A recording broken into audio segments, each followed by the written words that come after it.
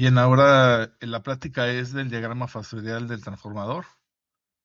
Como ven aquí, este es el modelo aproximado de un transformador. De este lado izquierdo, pues es referido al lado primario. Tenemos el voltaje de entrada, el circuito de magnetización y las resistencias del devanado referido. Luego el voltaje de este lado del secundario. Y del lado derecho tenemos también el voltaje de referido del primario, devanado circuito de magnetización, devanado secundario y el voltaje de salida. Acá en el lado izquierdo el voltaje de salida está referenciado con la relación de transformación, mientras que en el circuito del lado derecho, en el B, el voltaje primario está referido a la relación de transformación. Bien, ¿qué es el diagrama fasorial del transformador? Es un método visual, es un método gráfico con el cual podemos estudiar el comportamiento de la relación voltajes y corrientes que hay entre los elementos o a lo largo de todo el circuito, como si de este lado aplicáramos la ley de tensiones de Kirchhoff, es decir, menos el voltaje primario entre A más R equivalente del secundario por la I de S más J de X equivalente, reactancia equivalente por I de S, más B de S igual a 0. De tal forma que esa relación nos puede dar idea del comportamiento fasorial de los elementos y de todo el circuito a su vez. Bueno, aquí dice que el voltaje de regulación en una transformación depende tanto de la magnitud como de las impedancias en serie como del ángulo de fase de la corriente que fluye a través del transformador. La manera más fácil de determinar el efecto de las impedancias y los ángulos de fase reales en la regulación de voltaje del transformador es por medio del examen de un diagrama fasorial. Entonces, es más fácil utilizar el diagrama fasorial para tener idea del comportamiento en todo el circuito equivalente. Aquí tenemos por ejemplo, la parte del circuito 18B.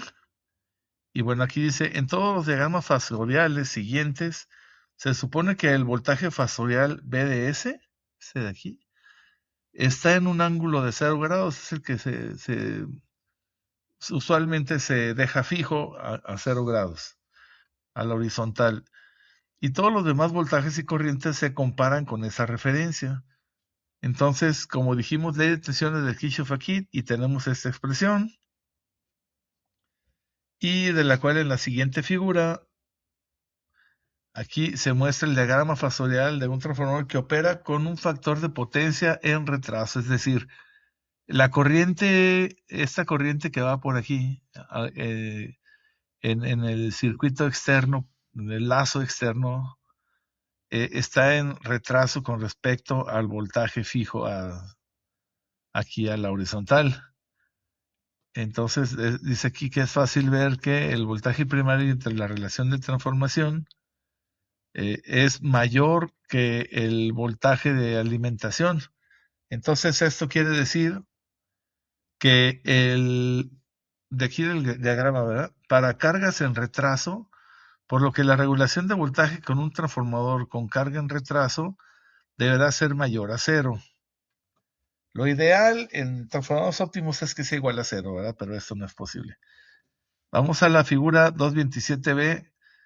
Perdón, se muestra un diagrama fasorial con un factor de potencia igual a 1 y vamos para acá.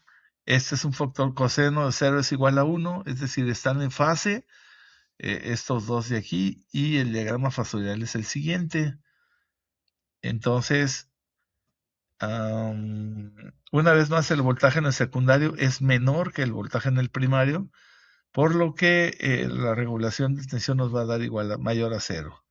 Sin embargo, ahora la regulación de voltaje es menor de lo que era con una corriente en retraso.